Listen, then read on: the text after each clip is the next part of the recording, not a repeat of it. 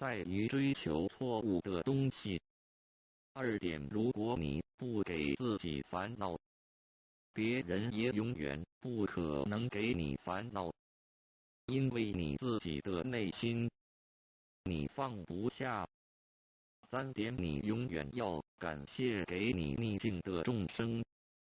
4点，你永远要宽恕众生，不论他有多坏，甚至他伤害过你，你一定要放下，才能得到真正的快乐。5点，当你快乐时，你要想，这快乐不是永恒的；当你痛苦时，你要想，这痛苦也不是永恒。6点，今日的执着会造成明日的后悔。7点，你可以拥有爱，但不要执着，因为分离是必然的。8点，不要浪费你的生命在你一定会后悔的地方上。9点，你石磨时候放下，石磨时候就没有烦恼。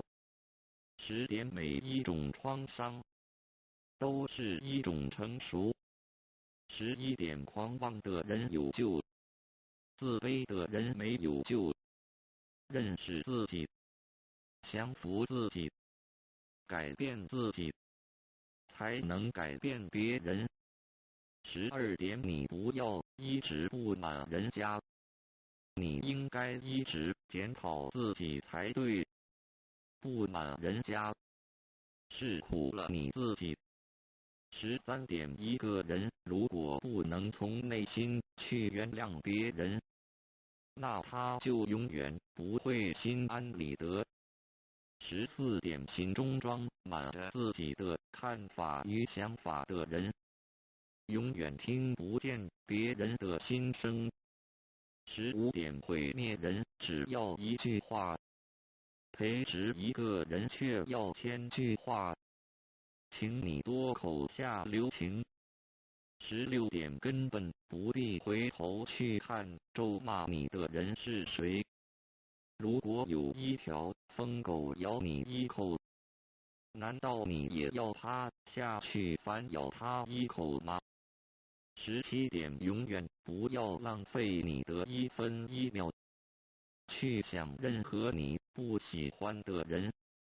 18点，请你用慈悲心和温和的态度，把你的不满与委屈说出来，别人就容易接受。